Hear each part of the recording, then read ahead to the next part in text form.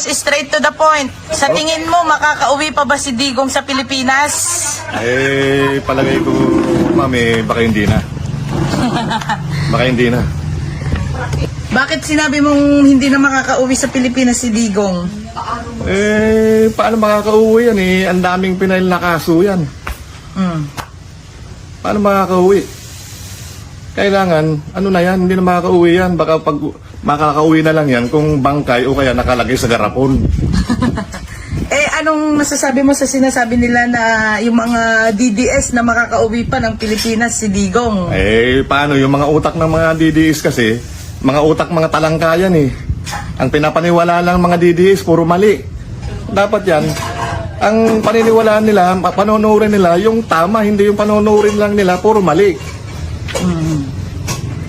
Ayan, so sa tingin mo, yung paghuli kay Digong, legal ba o illegal? Legal. Bakit? Legal na legal. Bakit mo nasabi, sir? Bakit? Ang ICC ba at saka Interpol manghuhuli ng mga illegal yan? Kumbaga sa ano yan, pulido na yan. Ang tagal lang niluluto yung kaso na yan, 2017 pa lang. Ano na yan, niluluto na yan. Kaya legal na legal yan. Bakit manghuhuli pa ng ICC na illegal? Hindi Yung sinasabi nilang walang warrant of arrest. Naku, anong warrant of arrest? Ano ba yon? Ano ba yung Interpol? Manghuhuli ba na walang warrant of arrest? Mayroon yan. Hindi pwedeng manghuhuli ng Interpol na walang warrant of arrest. Kaya nga may warrant na, huhulihin ka na Pinagsasabi kasi nila na illegal daw yung panghuli ni Tory kay Digong. Paano magiging illegal nga? Isang na nga mismo nagsasabi na, nasaan na yung ICC? Punta na kayo rito, huliin nyo na ako. Baka hindi nyo na ako maabutan na ganito, nabuhay pa. Ano ba yung illegal ba? Isa na nga mismo nagsasabi. Isinusuko niya na ngayon sarili niya, di ba? Kaya nga, sir. Yung pinagbibintangan nila si Pangulong Ferdinand Marcos na siya yung nagpahuli kay Digong. Ay hindi yung mga nagbibintang kasi niyan, puro mga walang walang alam Paano siya nagpahuli kay Digong? Hindi naman siya nagpahuli. Ang nagfile talaga ng kaso diyan is si Trillanes. Oo, si Nung Trillanes. ano pa yan, 2017 pa yan. Pinail na ni Trillanes yan. Paano si ang nagpahuli diyan? Hindi pa nga sa presidente, nakasalang na yung kaso-kaso niya na yun. Pinagbibintangan kasi si PBBM na siya daw ang nagpahuli, siya daw ang mastermind. Hindi naman kayo maniniwala doon sa bali-balita na ganyan. Ang naniniwala lang dyan, yung mga walang alam. Kasi wala kang alam Yung din na alam nila, halimbawa yung alam nila, mali. Wala kang alam nila, di yung mali na lang paniniwalaan nila dyan. Kasi wala nga silang alam Yung sinasabi pa nila, sir, na bakit daw sa The Netherlands, sa The Hague daw, nililitis ang kaso ni Digong, hindi daw dito sa Pilipinas. Naku, ang daling sagot niyan. Dapat lang talaga nalilitisin doon sa Netherlands yung kaso ni Digong dahil simple lang sagot yan. Doon ipinail yung kaso sa ICC. Bakit ba? Halimbawa, dito mo pinail nung dito sa Manila ang kaso doon lilitisin sa Bulacan. Hindi kung saan pinail yung kaso, doon lilitisin yan. Kaya nga yun yung pinapalabas ng mga DDS na dapat daw nilitis daw muna dito sa Pilipinas bago sa The Hague. Yun palang explanation dun, sir. Oo. Kung saan doon pinail yung kaso, doon lilitisin talaga yan. Anong masasabi mo na lang sa mga DDS na hoping pa na makakauwi ng Pilipinas si Duterte?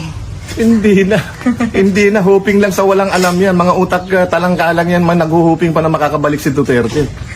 Ang daming kaso at saka doon na nakapile yung kaso niya. Hindi na pwede makakauwi yan. Ang mag-ano na dyan, talagang magde-decide na dyan kung doon na sa Netherlands yan. Nandun na yung kaso sa Netherlands Paano pa makakauwi yan? Wala na. Sir, anong comment mo sa sinasabi din nila na kaya daw ni PBBM na i-save si Digong dapat? Hindi na daw sana ipapahuli pero pinahuli pa rin ng administrasyon ni Pangulong BBM. Hindi. Kung sa tutuusin talaga yan, kung kaya. Ikaw pa naman, pagsasabihan mo yung presidente na bangag, adik. Tapos pag nagkaroon ng problema ngayon tutulungan ka ng pinagsasabi mo ng adik, bangag. Hindi ah. Maski ikaw pa naman tutulungan mo yung naninira sa iyo pagdating ng may problema si Digong. Hindi ah. Hindi ko sa tutulungan. Guys, sa una pa lang pinagsasabihan ako ng pupugutan ako ng ulo. Death threat, ganyan. Papapatay niya ako. Pwede pa siguro kung hindi sila nagsalita ng ganyan, pwede pang tumulong yung presidente. Una pa lang umatake sila ng umatake. Ikaw ba naman kakampihan mo yung tumira ng tumira sa iyo? Hindi ah.